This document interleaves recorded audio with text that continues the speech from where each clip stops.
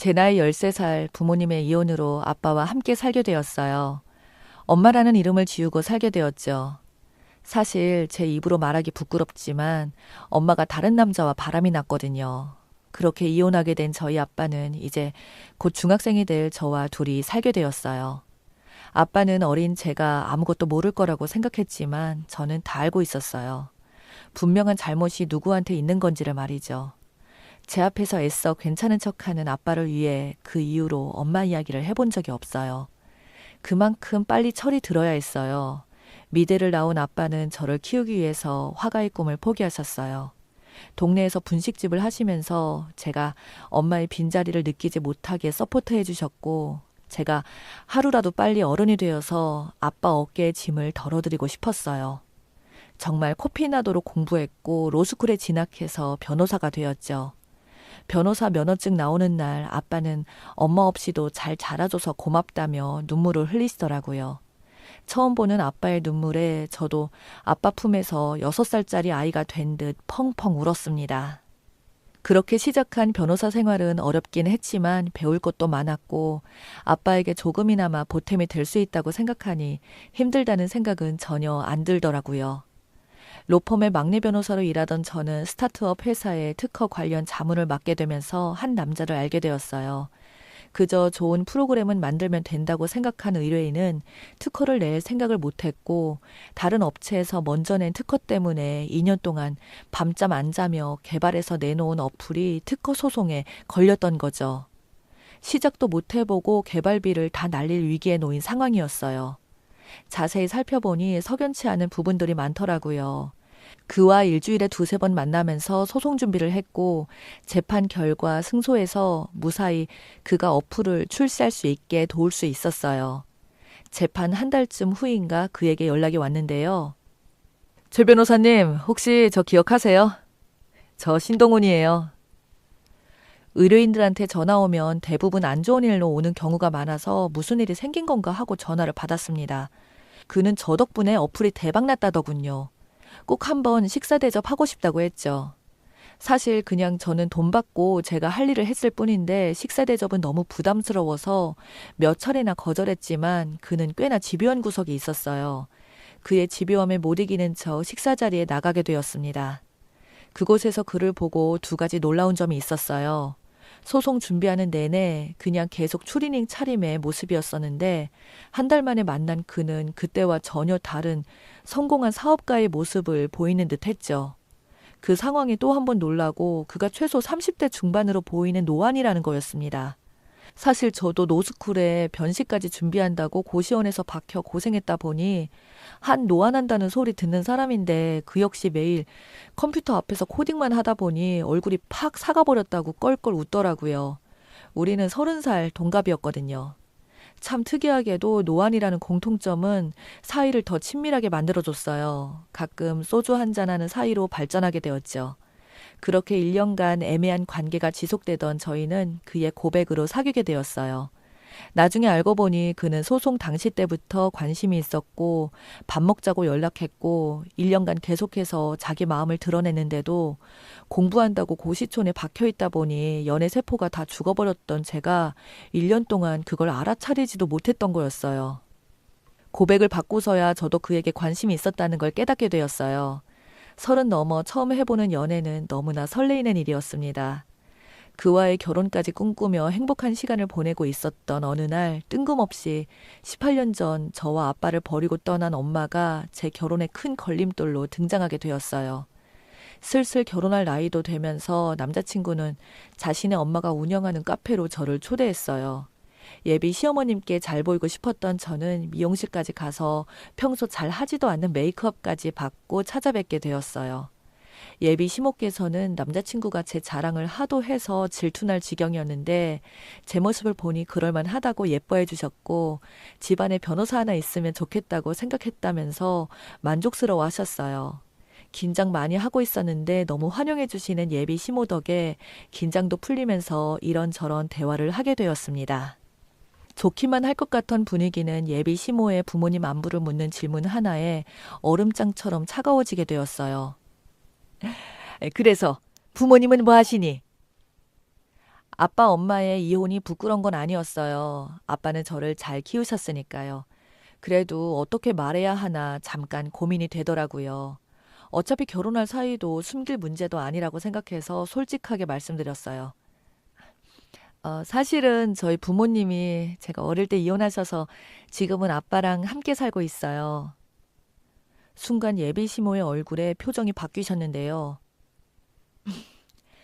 이야기 잘 들었다. 이제 그만 가보거라. 순간 냉랭해진 분위기에 저는 당황했고 남자친구도 분위기를 풀어보려고 했지만 예비 시모는 자리를 떠나버렸어요.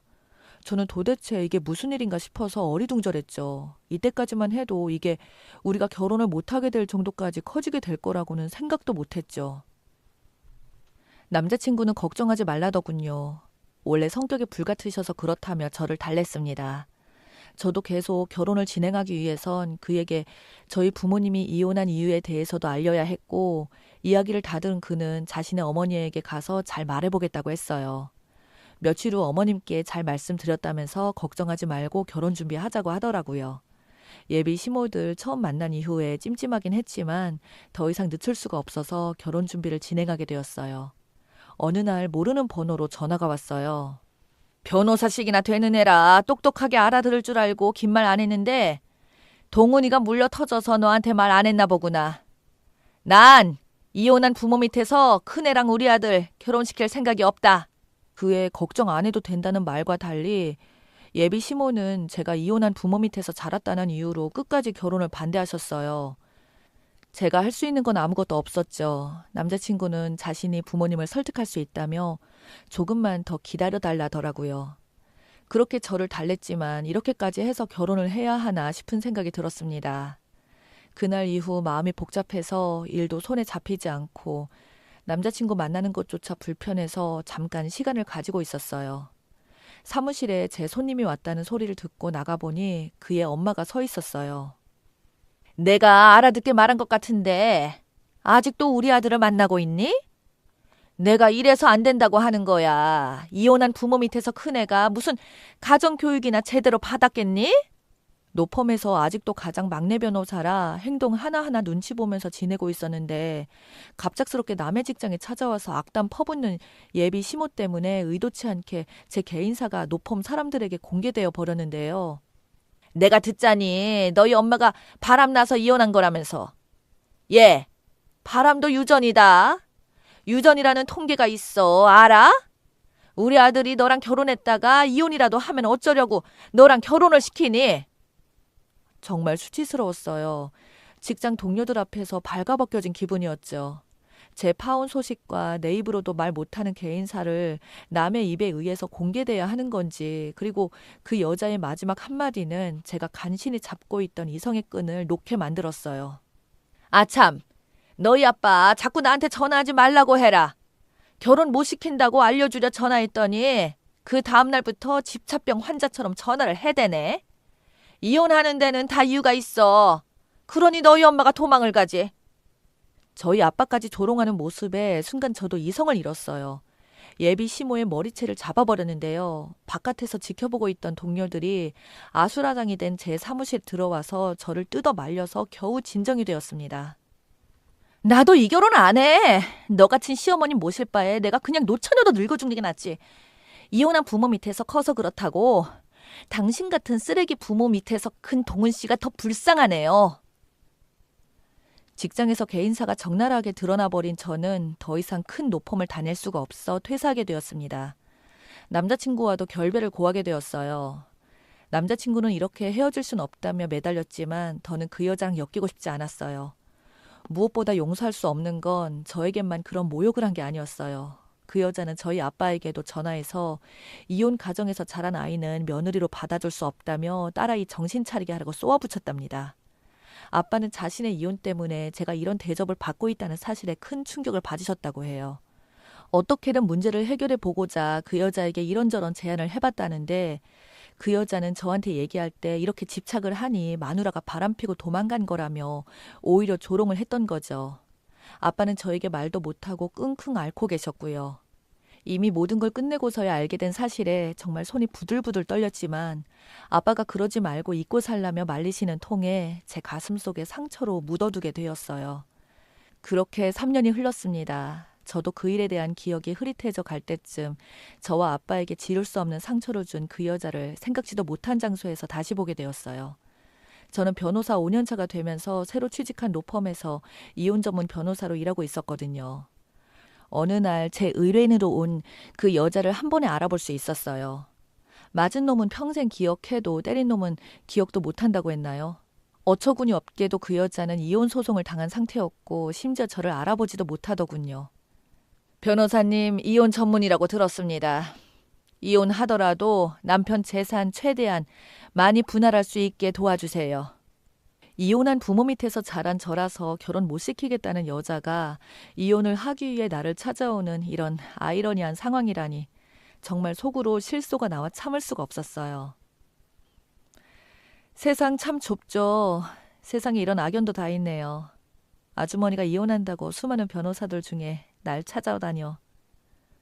사실 3년 전에 저와 두세 번 만난 게 전부였던 그 여자가 저를 못 알아보는 게 어쩌면 당연하게도 했죠. 그 여자는 제가 무슨 말을 하는지 못 알아듣고 어리둥절한 표정을 짓고 앉아 있었어요. 그 여자에게 제 명함을 내밀었어요. 최수연이에요. 제 이름. 제 이름도 모르시죠? 기억 안 나세요? 3년 전에 당신의 결혼 반대했던 당신 아들 여자친구. 당신이 그랬잖아요. 이혼한 사람들은 무슨 문제가 있어서 하는 거라면서요. 이혼도 유전이라고 하시지 않았나? 그 여자는 그제서야 제가 누구인지 알아보는데 저를 위아래로 훑어보고는 제 생각과 전혀 다른 행동을 했는데요.